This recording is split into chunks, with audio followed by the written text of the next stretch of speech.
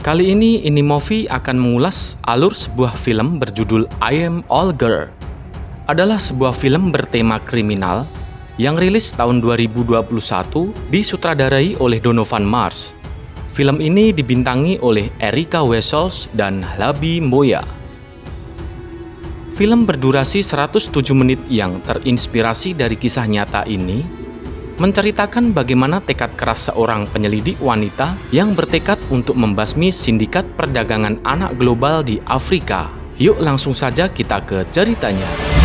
Film dimulai dengan menampilkan seorang wanita, belakangan diketahui bernama Ntombi, sedang melihat sebuah rekaman video amatir yang berlatar belakang kisah tahun 1994 di Johannesburg, Afrika Selatan, di mana dalam video nampak seorang laki-laki bernama Gert de Jager yang sedang diinterogasi mengungkapkan bahwa sudah menculik 6 orang gadis yang dibawa ke sebuah pondok di Brakpan, daerah Johannesburg bagian timur. Yang kemudian 5 anak gadis tersebut akan dijual ke Timur Tengah untuk ditukar dengan minyak, dan sisanya akan dipaksa mantap-mantap dan kemudian dijual ke tempat hiburan malam. Namun entah kenapa rekaman itu tidak diizinkan untuk dirilis oleh pemerintahan saat itu. Kemudian berpindah di waktu saat ini, film menampilkan seorang kakek yang sedang menjemput cucunya yang tengah bermain di taman bermain. Dalam perjalanannya pulang, mobil mereka dibuntuti oleh seseorang misterius hingga sampai di kediamannya. Setelah sang cucu masuk ke rumah, kakek yang sedang memasukkan mobilnya di garasi tiba-tiba dilumpuhkan oleh orang misterius tersebut dengan menggunakan stun gun. Kemudian dibawa ke suatu tempat yang kemudian ditembak. Keesokan harinya, pria yang sedang lari pagi menemukan jasad kakek yang tergeletak di sebuah batu dengan luka sayat di dada bertuliskan TSC. Di waktu yang sama, namun di tempat berbeda, Jody, seorang polisi wanita bersama timnya, tengah berusaha melakukan penggerebekan sebuah tempat yang disinyalir menjadi lokasi penyekapan anak-anak untuk diculik. Namun, penggerebekan tersebut berakhir gagal. Para tersangka berhasil kabur dan tidak ditemukan seorang korban pun. Sampai di kantor, Jody pun dimarahi oleh kaptennya dan dianggap hanya menghabiskan anggaran dan sumber daya. Kemudian sang kapten mengalih tugaskan Jody untuk menangani kasus pembunuhan seorang kakek tersebut bersama rekannya yang bernama Arendse. Informasi awal dari Arendse bahwa sang kakek merupakan tersangka pedofil yang dulu pernah masuk dalam daftar pantau perdagangan manusia 20 hingga 30 tahun yang lalu. Pada saat Jody dan rekannya Arendse melakukan penyelidikan di rumah sang kakek, Jody menanyakan kepada anak sang kakek tentang kejahatannya yang masuk daftar pantau perdagangan manusia silam. Namun sang anak membantahnya bahwa ayahnya tidak bersalah dan mengatakan bahwa ayahnya dulu adalah anggota Partai Nasional yang saat itu memang banyak musuhnya. Jody merasa ada yang tidak beres di dalam garasi mobilnya dan kemudian menemukan sebuah kardus yang berisi kaset rekaman dengan bertuliskan Liesel yang merupakan nama dari sang cucu. Sampainya di kantor, Jody pun melihat rekaman tersebut bersama rekannya Ntombi, dan ternyata rekaman tersebut membuktikan bahwa sang kakek tersebut adalah benar seorang pedofil, hingga sang cucu pun diembatnya juga. Jody merasa yakin bahwa siapapun pembunuh sang kakek pasti tahu tentang hobinya tersebut. Namun Jody masih bingung tentang kata TSC yang tersayat di dadanya. Kemudian Tombi menyarankan untuk mencoba mencari tahu tentang kejahatan yang lain di hari dan tempat yang sama. Setelah Jody mendapat semua berkas tentang kejahatan yang lain di hari dan tempat yang sama, Jody langsung ke rumah sang kapten dan menunjukkan kepada sang kapten apa yang telah ditemukannya. Jody pun mengungkapkan bahwa TSC adalah singkatan dari Taryn Lee Shaw Carter, karena jasad sang kakek ditemukan di tempat dan hari yang sama dengan kejadian pada saat Taryn Lee diculik oleh Gert de Jager. Jody pun menjelaskan bahwa jika analisanya itu benar, maka akan ada 5 mayat lagi setelah ini. Karena Gert de Jager dalam rekamannya telah mengungkap sudah menculik 6 orang anak yang hingga saat ini tidak ditemukan. Mendengar penjelasan tersebut, sang kapten menganggap Jody terkena stres pasca trauma. dan menyarankannya ambil cuti 3 bulan untuk beristirahat.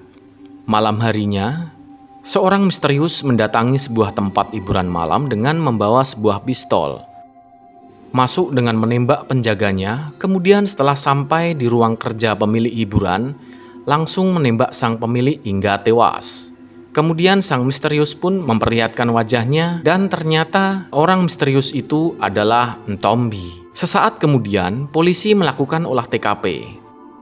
Saat Jody sampai di TKP, mendatangi mayat pemilik tempat hiburan yang sudah diletakkan di luar bersama dengan Tombi dan tim identifikasi yang sedang melakukan identifikasi. Dan nampak tambahan luka sayat bertuliskan FH, Frances Hughes, salah satu dari 6 anak hilang. Saat sang kapten tiba, kapten pun menanyakan kenapa Jody sampai ke sini. Namun dijawab bahwa Tombi lah yang menghubunginya karena dia perlu melihat ini. Mendengarnya, sang kapten pun kemudian mengajak Jody untuk mengikutinya masuk ke dalam.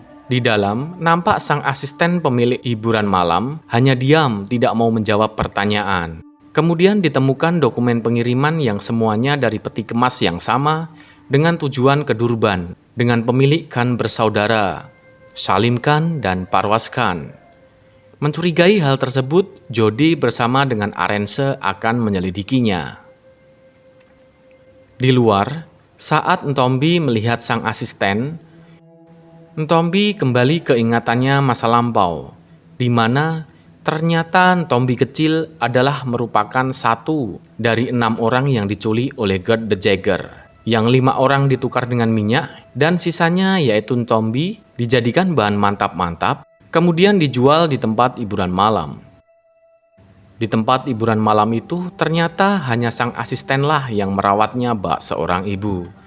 Ntombi yang menyimpan dendam di hatinya mencoba untuk berlatih dengan keras, dan hanya sepengetahuan sang asisten, Ntombi mencoba mendaftar di kepolisian hingga akhirnya diterima. Dan selanjutnya Ntombi lepas dari kehidupannya di tempat hiburan malam. Sesampainya di Durban, Jody dan Arence langsung menuju ke lapangan peti kemas sesuai dengan dokumen pengiriman. Namun karena sudah tak sabar, Jody yang terburu-buru langsung memaksa untuk membuka isi kontainer. Melihat isi kontainernya yang kosong, Jody tidak percaya. Kemudian memaksa untuk membuka kontainer yang lain. Hingga hal ini membuat keamanan setempat mendatanginya, dan Jody pun mengakhiri investigasinya. Malam harinya, Jody yang kesal dengan hari itu meluapkannya dengan botol. Dan di lain tempat, Ntombi yang tahu bahwa Jody telah gagal, melakukan tindakan sendiri dengan mengeksekusi sang penjaga peti kemas dengan luka sayat bertuliskan Jiha, Jenna Hartley, dan melepaskan anak-anak yang disekap di peti kemas. Dari kejadian ini, Jody mendapatkan banyak dokumen penting yang mengarah ke perdagangan manusia, yang dapat dijadikan bukti untuk melakukan penahanan kepada semuanya yang terlibat, termasuk Khan bersaudara. Di tengah apresiasi dari sang kapten, Arence datang dengan sebuah pertanyaan yang menghantuinya, dan menganggap bahwa ada anggota dari sang kapten yang terlibat dari semua kejadian ini, yang selalu 2 langkah lebih maju. Mendengar pernyataan tersebut, Jody merasa bahwa orang yang dimaksud tersebut adalah Ntombi. Seminggu kemudian, di televisi memberitakan beberapa penangkapan orang yang terlibat kasus perdagangan orang yang berhasil diselamatkan dari peti kemas di Durban, termasuk Salim Khan. Sedangkan saudaranya Parwas Khan belum ditemukan. Di lain itu, Jody yang mencurigai Ntombi ada andil dalam kejadian tersebut sesuai yang diungkapkan oleh Arence, kemudian mulai menyelidikinya. Namun belum juga menemukan titik terang. Di lain hari, Jody menerima telepon dari jaksa Salim Khan dan mengabarkan bahwa penahanan Salim Khan tidak dapat diterima karena pemeriksaan peti kemas Salim Khan tanpa surat perintah. Kemudian Jody pergi menemui Ntombi dan memberitahunya bahwa Salim Khan telah dibebaskan, lalu mengajaknya untuk jalan-jalan, hingga ke depan gerbang rumah tahanan, melihat Salim Khan keluar dari tahanan. Mereka pun kemudian mengikutinya. Hingga di suatu tempat, saat Ntombi mencoba untuk mengajaknya putar balik berhenti mengikutinya, Jody menolak dan menanyakan kepada Ntombi apakah dia bekerja sendirian atau ada orang lain. Mendengar pertanyaan itu, adu cekcok pun terjadi, hingga kemudian kemudi pun tak terkendali dan menabrak mobil Salim Khan, membuat mobil yang ditumpangi Jody dan Ntombi terbalik.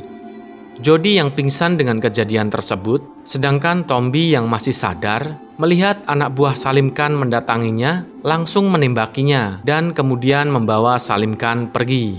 Keesokan harinya, saat Jody sudah siuman dari pingsannya di rumah sakit, di sana terdapat juga sang kapten dan Arence yang mengatakan bahwa orang yang menabraknya sudah mati tertembak dan juga mengatakan Salim Khan telah diculik. Kemudian, kapten yang kesal dengan tingkah Jody yang bekerja sendiri tanpa perintah, langsung saja saat itu juga menyatakan kalau Jody dipecat. Setelah keluar dari rumah sakit, Jody yang diikuti oleh Arence kemudian menuju ke rumah Ntombi yang ternyata pintunya tidak terkunci. Di dalam, Jody menemukan sebuah rekaman, clipping berita, dan sebuah pistol yang ditujukan untuknya.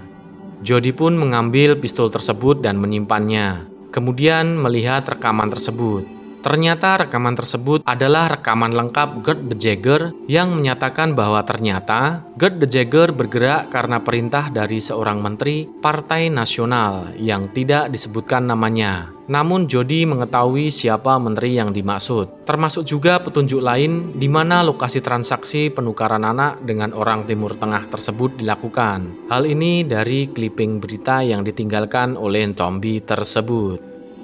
Di lain tempat, Ntombi sedang beraksi sendirian untuk menangkap Parvaz Khan, kemudian diculik dan disandingkan dengan saudaranya Salim Khan. Sebelum mengeksekusi, Ntombi memperkenalkan dirinya kepada Khan bersaudara bahwa namanya adalah Ntombi Jongke Bapai, yang nama depannya berarti all girl atau semua perempuan. Sesampainya di lokasi transaksi penukaran anak dengan orang Timur Tengah tersebut, Jody menemukan jasad Khan bersaudara yang telah diletakkan di kursi dengan bertuliskan AV, Abigail Viljun, dan OB, Olivia Buisson. Nampak dari luar jendela, beberapa mobil mengarah ke landasan pesawat kecil di dekat pondok. Jody pun pergi mengintainya dengan diikuti oleh Arence di belakang tanpa sepengetahuannya. Nampak rombongan mobil berhenti di landasan udara, diikuti dengan sebuah pesawat kecil yang mendarat di landasan. Dari luar landasan, Jody melihat menteri dari Partai Nasional tersebut tengah menemui orang Timur Tengah yang diduga tengah melakukan transaksi penjualan anak. Saat anak-anak sedang dibawa ke pesawat, Arence langsung bertindak dengan menodong orang Timur Tengah tersebut dan menyuruh agar menyerahkan anak-anak tersebut karena polisi sedang menuju lokasi. Tak lama kemudian, Arence pun langsung tersungkur tertembak oleh sniper penjaga, dan baku tembak pun terjadi. Namun pesawat berhasil terbang, dan anak-anak berikut orang Timur Tengah berhasil lolos. Sementara di bawah, di landasan, Jody berhadapan langsung dengan sang menteri. Saat saling todong dengan sang menteri, Ntombi pun muncul dengan ikut menodongkan senjata ke sang menteri. Namun ternyata kalah cepat dengan penjaga, sehingga menterinya pun berhasil lolos dan Ntombi terkena tembakan dan langsung tersungkur di tempat. Beberapa hari kemudian, di kediaman sang menteri, Jody dengan memakai jubah Ntombi melanjutkan dendam Ntombi untuk mengeksekusi sang menteri.